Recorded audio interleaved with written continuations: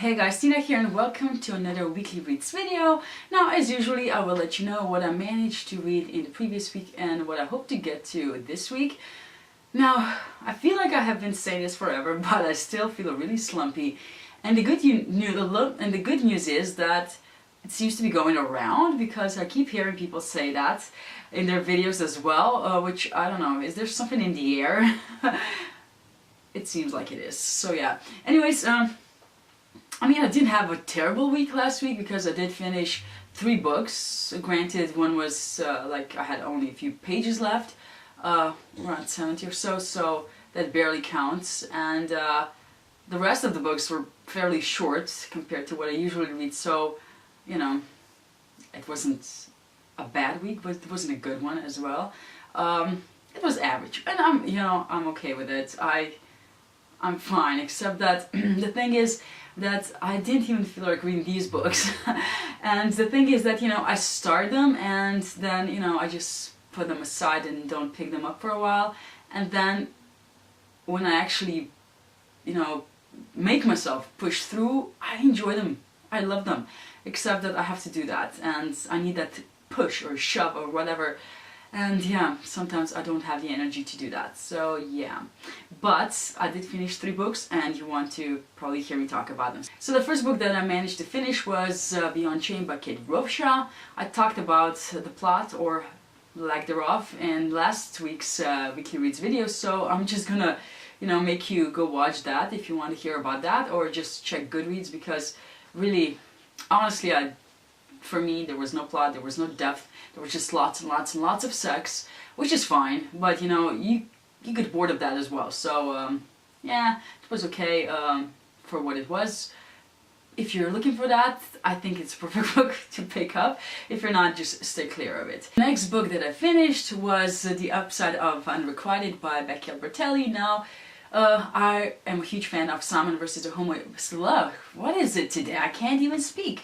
I'm a huge fan of Simon vs. the Homo sapiens agenda, as a lot of people are, and naturally I decided to pick this one up.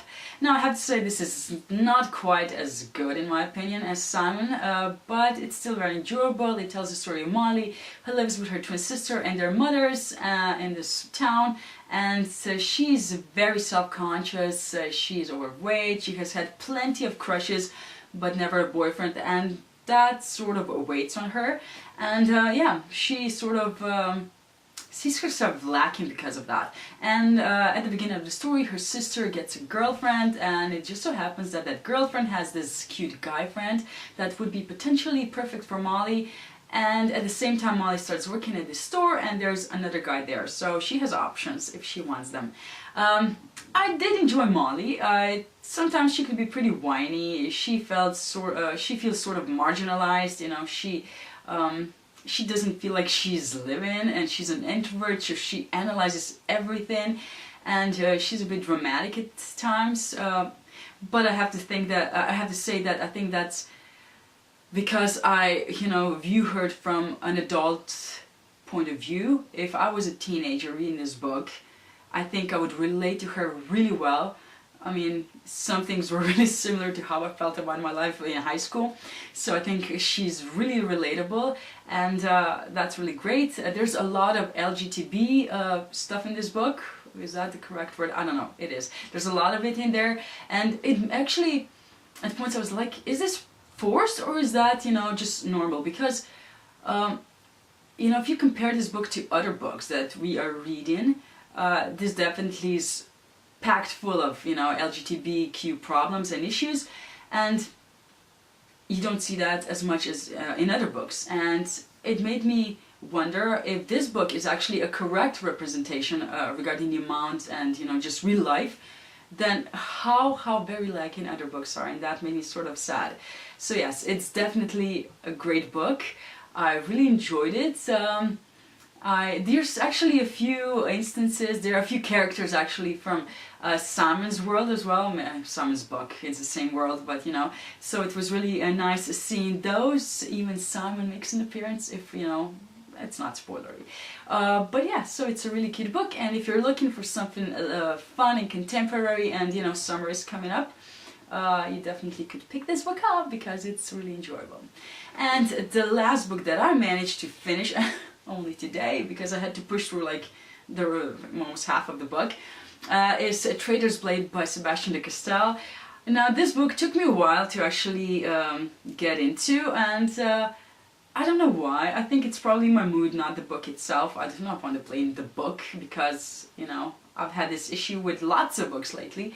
But yeah, so this is a book about great coats, and they were actually a group of magister that would sort of distribute law in the king's name, because the king's reach, you know, is very limited, and they would travel across the country to smaller villages, smaller places, and they would sort of decide, you know, what the law is and resolve disputes and things like that. So, and 5 years ago the king was murdered and the great coats were disbanded, and now they're sort of traveling around trying to find work, and they well, we meet Cast, Falchio and Brasti, and they sort of get in a bit of trouble, and they have to make really fast plans and decide what to do to save their asses.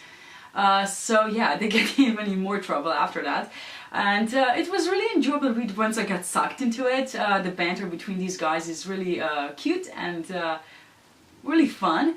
The relationship actually that I enjoyed most in this book is between Falchio and King, which we see mostly in flashbacks, of course, because the king is dead, and I really enjoyed that. The king was a really progressive guy, and I really enjoyed sort of his thought process. He was really an amazing king. If, you know, people allowed him to be, he would be even better, I think. But yeah, so it's definitely an interesting series, I mean, the start to it. There were definitely things that I didn't expect. There's magic, which I have no clue how it works. There's saints, and I just really like how they talk about saints. I would look for an example, but now that I would be searching for it, I would never find it. So, but yeah, it's a really interesting way to do saints and to, well, use them in a story, I guess. I'm just rambling here, but it's a really good book, and I will definitely be picking the rest of the series up, which is, you know, probably my excuse for buying more books in April. But you know, this is actually a series that I like, and I definitely want to get the sequels, but the feeling to get the sequels is not really pressing. You know, I'm not gonna die if I don't get them right now. So if you want me to read this book, that's how I feel about it. You know, it's not that I need to have it in my hands right now or else. So, you know, I'm perfectly fine to wait a couple of weeks, which is, you know, what Book Depository does anyway, so I don't have any other option. But yeah, it's a cute series, definitely worth to check out if you want something lighter, and it definitely sort of reminded me of Musketeers, and I feel like I want to rewatch The Musketeers on Netflix, which is a really cute show if you haven't watched it yet, by BBC, and really cute guys, and lots of shenanigans and intrigue and plotting and just fun, lots and lots of fun.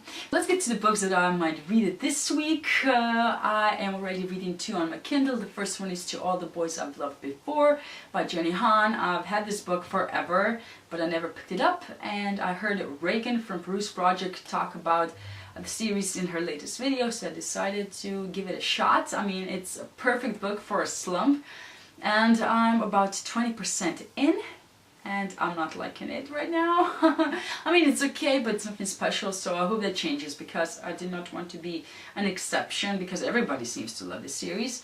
So yeah, what's about? It's about Lorna Jean, who has had lots of crushes, or well, she thinks that she was in love with lots of boys, and she sort of writes letters to them, but never sends them, and I'm not even at the point where they're sent out. So yeah, her sister just left for Scotland to go to university there, so that's basically where I'm at. The second book that I started is actually what's called Beautiful Redemption by Jamie McGuire. I know. I read the first one, what was Beautiful Disaster, years back when it came out, and it was fun for what it was. I know it's problematic, but sorry, I can overlook that stuff. I mean, it's, you know, it's just a book. And I know, don't judge me. But you know, it's nothing I want for myself, but in the book it's okay. So it was this sequel or whatever it is, I think it was actually free on Kindle, so that's why I got it. And so far I'm liking it. I don't know what's gonna happen. It's about this woman whose name I don't know what it is. It's Lise. She's Lise and she's an FBI agent. She's just got transferred from one office to the other, and she had this one night stand with a guy in a bar, and as it turns out, he's her boss. So yeah, things are starting to get complicated, or not yet, I don't know. But yeah, it's okay so far. But I have a few other options. So if you remember, I talked about this book last week. We Are All Besides Ourselves by Karen Joy Fowler. I wanted to read it last week and I still hope to do that potentially this week. So yeah, it's about this girl woman who, you know, starts wondering whether or not her childhood was just an experiment. So yeah, it still sounds intriguing. I just hope to get to it this week. The other two options are, well, one is definitely bound to get me out of a reading slump. So yeah, I might definitely potentially give it a shot, or you know, I will definitely at some point, because the last book is coming out and you know what I'm talking about. It's A Court of Mist and Fury by Sarah J. Maas, book 2 in her ACOTAR series, and I love this book. I mean, a resend could probably solve all my problems as well as this reading slump. So I want to reread this one before A Court of Wings and Ruin comes out, so because why not? I mean, this book is my precious. So yeah, this one I might start this week, you know, maybe a week later, I don't know. But it's definitely one that's gonna get read, really, before I get the last book. And, you know, it's not gonna be on 2nd of May because Book Depository, but hopefully not too, you know, long after that. But yeah, so the last option that I have is actually Age of Myth by Michael J. Sullivan. This book came out last year and it's sort of a prequel to his Rhaeria Chronicles by 1,000 Years. So the stories in this book are myths in Rhaeria Chronicles, Revelations and Chronicles, I guess. I have no clue what it's about, but the sequel is coming out in June, I think, and I just feel like a light fantasy, which I guess Traitors Blade was, but I want more of it. And yeah, I just picked this one up for some reason. So yes, I think this rambly video has been long enough, and I hope you didn't suffer too much.